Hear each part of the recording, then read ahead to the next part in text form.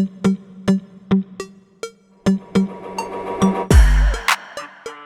this is Diana. This is my Trailblazers of the Universe YouTube channel. On this channel, I'm providing you intuitive guidance and motivation to support you on your healing and spiritual journey. I also offer coaching. If you're interested in that, my contact information is in this video description as well. Today's video is going to be how to raise your vibration.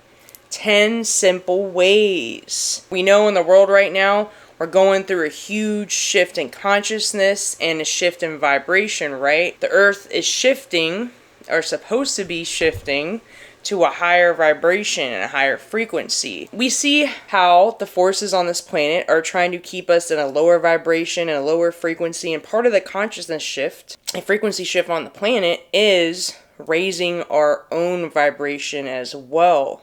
So these are 10 ways that you can do that. And when you raise your own vibration, it also affects everyone in the world around you, right? Because everything's connected. Then you will inspire others to do the same as well. It's a domino effect. The 10 ways on how to raise your vibration. Number 1, follow your passion and joy. When you follow your passion and joy in life, that's a very high frequency because you're living more from the heart space. You're doing something that you're passionate about, that lights you up. That can only raise your vibration, right? Do what brings you joy, even if it's not what other people are doing, even if people don't understand the passions that you're following. And a lot of times your passion and joy has to do with your life purpose too. If you're living a life that doesn't have passion or joy, you're just like a robot, right? Maybe just working, coming home, not having any kind of joy in your life, not having anything you're passionate about, nothing that excites you. It's basically a dull life, right? So you have to find something that sets your soul on fire. You know, maybe it's something you used to do when you were younger that you don't do anymore. People say you're too busy, you don't have time, but you make time for what's important. Number 2, release fear. Fear is the lowest frequency. And that's why there's so much done to keep us in a lower vibration of fear. We see fear being pushed out all the time on the news, on social media, predictive programming in movies, right? And there are forces on this planet that feed on our fear. And this kind of goes back to number 1, because when you're following your passion and joy, you're not living in fear. You're going with the flow more. You're following your heart. Fear is in the root chakra, right? And following your passion and joy, that's from your heart space. That's a higher vibration when you're living more from that space. And we talk about 3D to 5D shift, all that, right?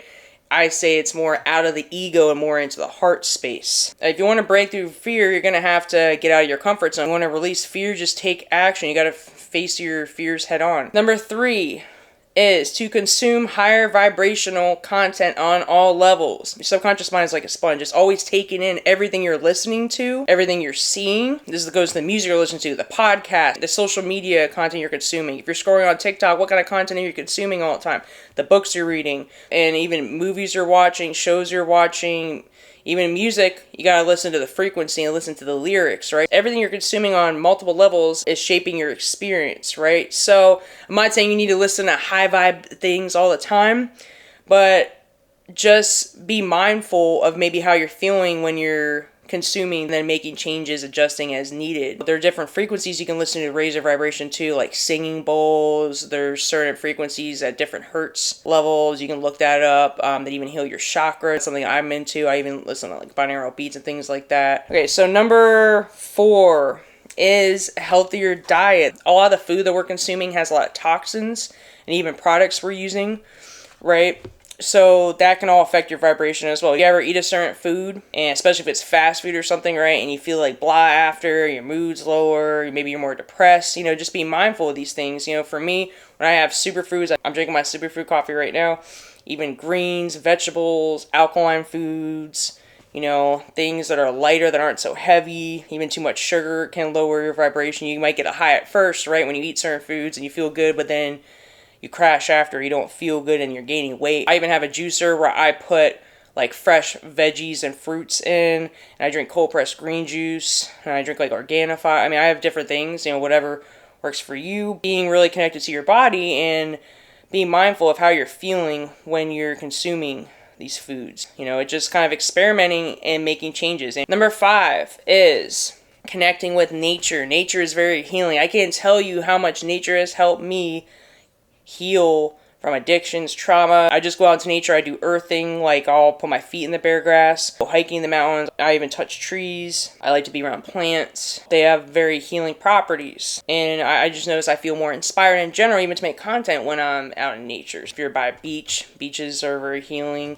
And being in the ocean water, getting out in the sun more, it's all helpful. Number 6 is meditation and breath work. I put them in the same category because I consider breath work a type of meditation. Breath work really helps stabilize your nervous system and can help you release some of that fear.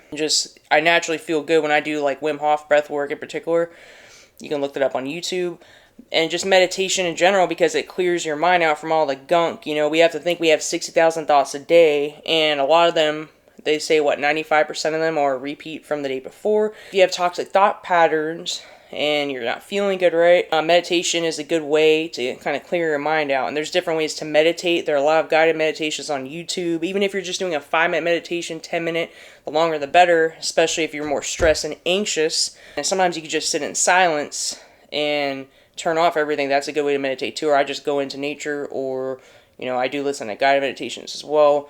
But just whatever I'm in the mood for. But any kind of meditation really will help you raise your vibration. Number 7 is self-care. So that self-care in general, getting enough sleep, staying hydrated. I guess the diet can kind of go into that as well. Resting when you need to rest. Taking a break from technology sometimes, from social media. Doing things to pamper yourself. Healthy activities. Exercise. When you're exercising, we're moving our body around, moving the energy around.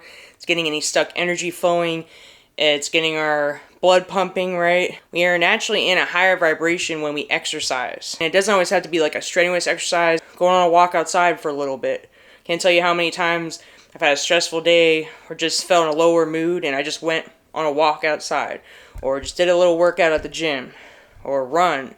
Or even yoga. Any kind of exercise, is good for you. Self-care sounds so basic, right? But you do things to take care of yourself. You're showing that you value yourself, that you're taking care of your mind, body, and soul, and that will naturally raise your vibration, and you'll feel better, and you'll feel more inspired and more balanced as well. Number 8, being authentic. Your authentic frequency and stepping into your authenticity, you have a unique vibrational frequency. So the more you tap into your authenticity, I guess it goes into number 1, 2, following your passion and joy. But doing things resonate with you on a soul level and expressing your authenticity too. And that will naturally raise your vibration. When you're just following what everyone else is doing, following the crowd, feel very out of alignment and in lower vibration. Number 9, shadow work and healing. Any kind of shadow work and healing that you're doing will raise your vibration. When you're doing shadow work, you're facing the fears, insecurities, and even maybe unresolved trauma that's maybe been driving your life and things that you need to work through. Any areas of your life that need healing. When you work on these things and do different healing modalities, being into Reiki too, I'm on the path to becoming a Reiki master. That's something that's really helped me heal.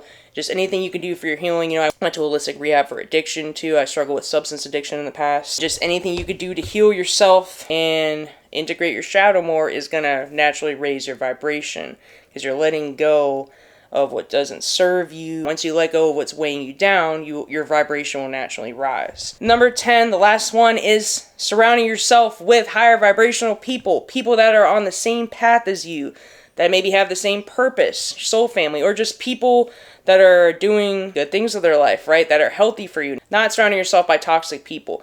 I've had to let go of a lot of people in my life that weren't serving me for a variety of different reasons. Whether it's relationships, friendships, or maybe you need to distance yourself from people. Sometimes that includes family members, and setting boundaries. And I did just make a video on how to set boundaries as an empath. If you need help with that, that's linked below. You become like the 5 people you hang around, right? So just be mindful of your circle. Are these people draining you, or are they a bad influence on you? Are you going back to toxic habits when you're around these certain people? You just kind of pay attention to how you feel vibrationally, energetically. Do you feel more drained, or do you feel on that higher vibration after you're around these people? And just make changes as needed, or distance yourself as needed. That's all I have for today. If you like this content, hit those like and subscribe buttons. I also have a Facebook group, Instagram, TikTok, and 2 podcasts. The links are in this video description. Have a good day. Namaste.